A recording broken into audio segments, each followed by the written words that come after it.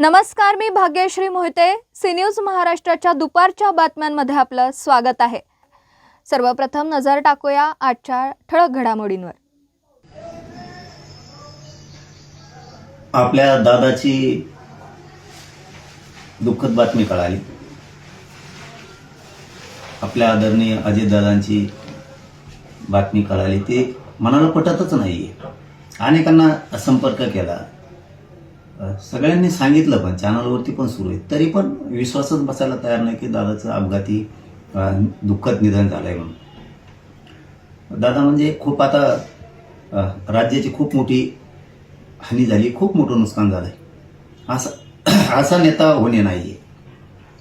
आता ही पोकळी भरूनच निघू शकत नाही कधीच. पुऱ्या राज्यावरती आता दुःखाचा डोंगर कोसळलाय. सगळ्या राज्यात दुःख आहे, सगळीकडे हळहळ व्यक्त केली आहे. स्पष्टपणानं काम करणारे दादा. कोणाचं काम होणार असेल तर होणार म्हणणार, नाही म्हणले तर नाही म्हणणार.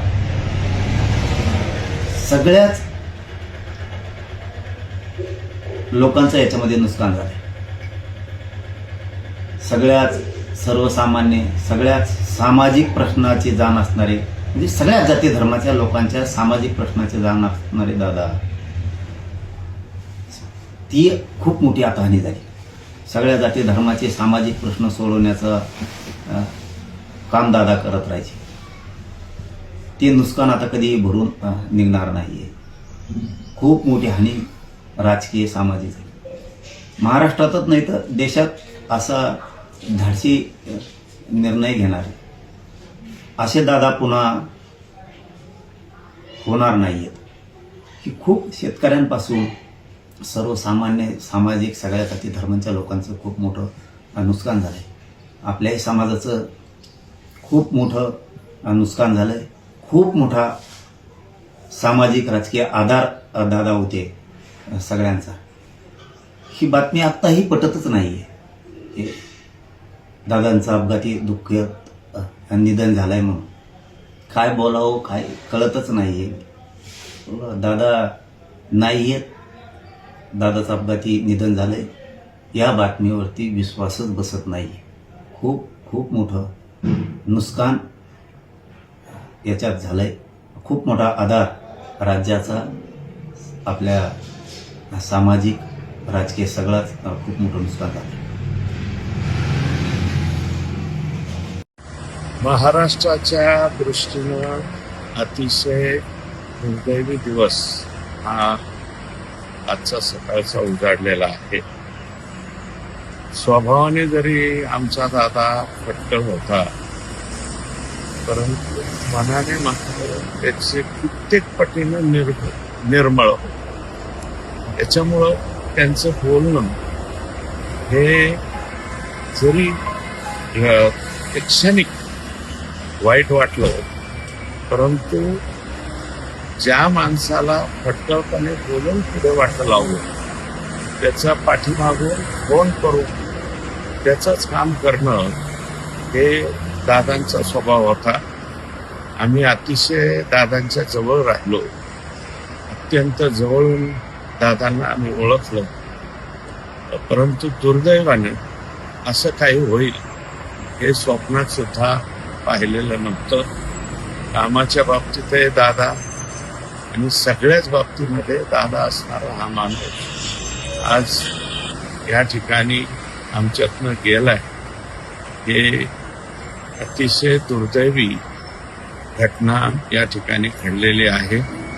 मी कोणत्या शब्दामध्ये बोलावं हे काही कळेना.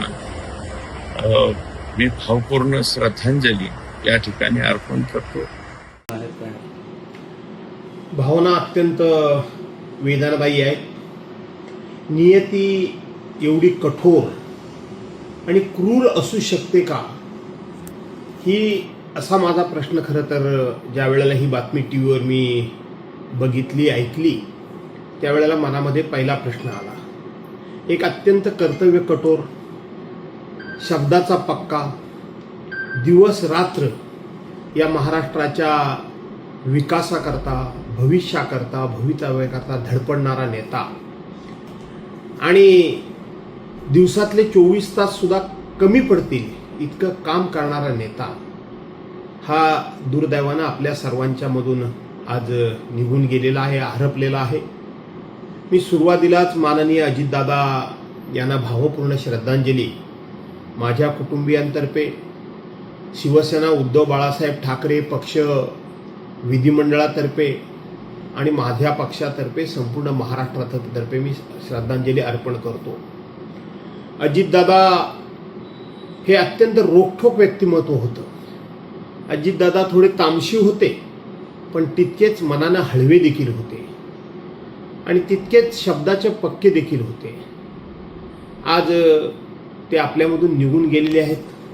मी त्यांच्याबरोबर आयुष्यातली 15 वर्ष राष्ट्रवादी काँग्रेस पक्षामध्ये काम केलेलं आहे आणि त्याचबरोबर विधिमंडळामध्ये जवळजवळ 34 वर्ष मी त्यांना जवळून बघितलेलं आहे, त्यांना अनुभवलेलं आहे.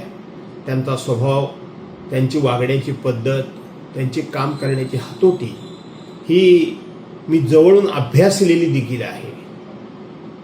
अजितदादा आपल्या सर्वांमधून जाण्यात नुकसान फक्त पवार कुटुंबियांचं नाही झालं, तर संपूर्ण महाराष्ट्र राज्याचं झालं.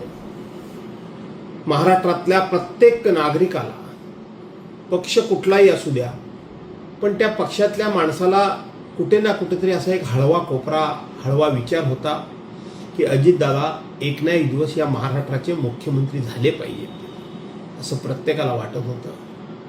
ते प्रत्येकाचं स्वप्न, ते अजितदादांचं देखील स्वप्न होतं की मला एक ना एक दिवस राज्याचा मुख्यमंत्री होण्याची संधी मिळावी. ही सगळी स्वप्न आजच्या अपघातामध्ये पूर्णपणे धुळीस मिळाली, जळून खाक झाली आणि आज अजितदादा आपल्या सर्वांना सोडून गेलेले आहेत. याचा प्रचंड असा या ठिकाणी धक्का तर आहेच, पण अतीव दुःख होते मनाला.